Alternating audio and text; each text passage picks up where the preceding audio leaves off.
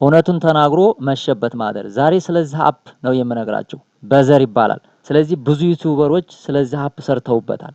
እኔም ቪዲዮ ሰርቼ ነበር። እንደ አጋጣሚ ቫይራል ስላልወጣ ብዙዎቻችሁ አላያችሁትም። ዛሬ ግን ቫይራል እንዲወጣ ሁላችሁም ቪዲዮውን ላይክ አድርጋችሁ ትጀምሩልኛላችሁ። ለምን እንደሆን እስከ መጨረሻው ድረስ ቪዲዮውን ካያችሁት ታተርፉበታላችሁ።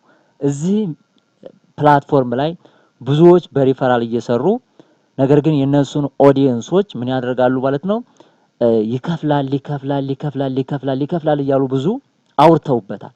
ስለዚህ ከ100,000 ቪው በላይ ካልታያላችሁ አትከፈሉም። በ1,000 ቪው $0.01 በጣም ለፍታችሁ ማለት ነው። ኢቭን እንኳን 5,000 ቪው በአንድ ቪዲዮ ቢታይላችሁ 0.05 ነው የምታገኙት። እሱን እያንዳንዱን እዚህ ቦታ ላይ ገብቻ አሳያቸዋለሁ። በጣም ማለት ነው። ብዙ ዩቲዩበር በቃ በሪፈራል ስለሚያገኙ ብቻ እንደምትመለከቱት 0.1 ማለት ነው።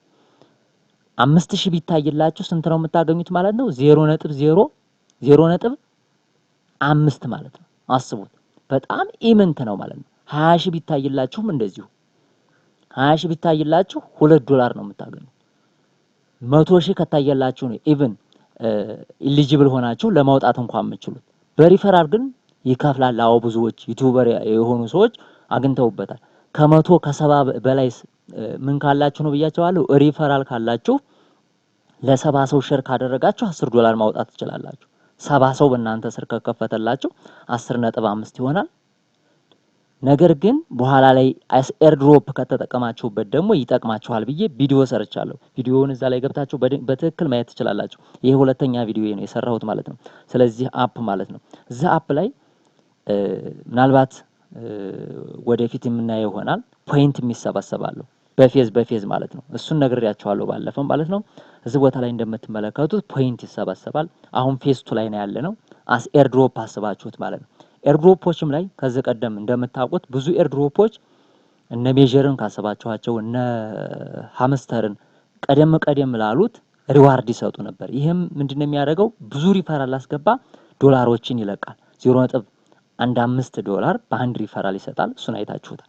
እንግዲህ ሰኔ ላይ ነው ይሄ ኤርድሮፕ በሴንትራል ኤክስቼንጅ ሊስት የሚሆነው ብለው የተናገሩት። እሱንም ይሄንንም እያንዳንዱን ባለፈው ቪዲዮ ላይ አስቀምጬላችኋለሁ። አሁን ፌዝ 2 ላይ ነው ያለነው። ኮይኖችን መሰብሰብ ትችላላችሁ እዚህ ቦታ ላይ ማለት ነው። ስለ ኮይኖቹም አንዳንድ መግለጫዎችን ሰጥቻችኋለሁ እዚህ ቦታ ላይ። ጊዜያዊ ጥቅም ግን ያን ያህል አሁን ላይ ሪፈራል ከሌላችሁ አታገኙበትም። ነገር ግን ቪዲዮ ደግሞ ከለቀቃችሁ እንዳጋጣሚ ከሆኑ ቫይራል ከወጣላችሁ ብዙ መድከም ሊኖረው ይችላል።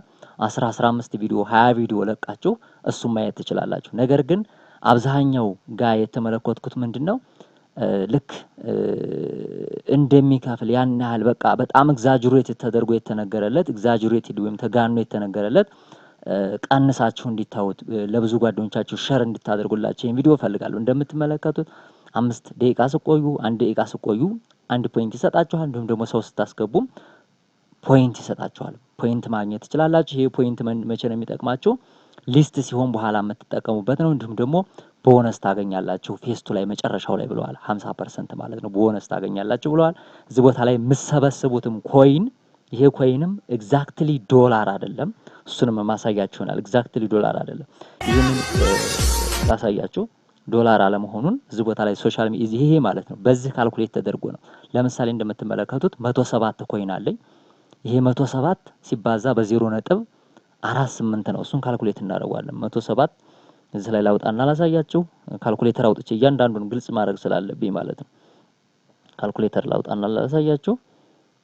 0.048 ሲባዛ በ107 እንደምትመለከቱት 48 አይመስለኝም። እሱን እንደገና ልግባና ላየው በትክክል እዚህ ቦታ ላይ ያለው 0.48 ነው።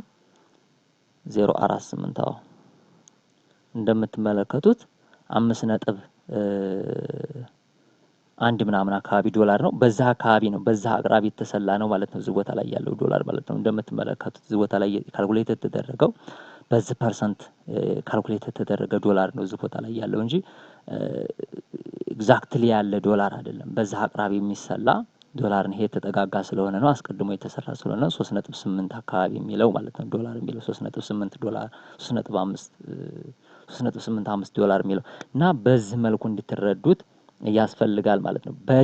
ሪፈራል ካገኛችሁ ሪፈር ማድረግ ትችላላችሁ። ያንንም ደግሞ የምታገኙት ራሱ እዚህ ቦታ ላይ ዊዝድሮው ስታደርጉ ወደ ሶሻል እዚህ ቦታ ላይ ገብተን ወደ ዊዝድሮ ስትሄዱ እንደምትመለከቱት አሁን አንድ ሰው ገብቷል ማለት ነው። እኔ ጋር አንድ ሰው ስለገባ ይሄን ያህል ሆኗል ማለት። ስለዚህ እዚህ ቦታ ላይ መጥተን ሪፈራሉንም እንመለከታለን ማለት ነው። ሪፈር ስታደርጉ ለምሳሌ 2 ሰው ከገባላችሁ እንደምትመለከቱት በሪፈራል የምታገኙት ከፍ ያለ ነው ማለት ነው። 0.15 ነው። አንድ ሰው ማስገባት 70 ሰው አካባቢ ካስገባችሁ ልታገኙ ትችላላችሁ። ወደዛው $10 በላይ ከሆነላችሁ ሪኩዌስት ጠይቃላችሁ ማለት ነው። ሪኩዌስት ጠይቃችሁ ማውጣት ትችላላችሁ። በዚህ መልኩ እንድትረዱ ትፈልጋለሁኝ። ስለነበረን ጊዜ አመሰግናለሁ። ምናልባት አዲስ መረጃ ካላይ ደግሞ የምነግራችሁ በዚህ ይሆናል። በዚህ ቻናል ምናልባት ቻናሉ አዲስ ከሆናችሁ ግን ቻናሉን ሰብስክራይብ ካታደርጉ እንዳትወጡ። ስለነበረን ጊዜ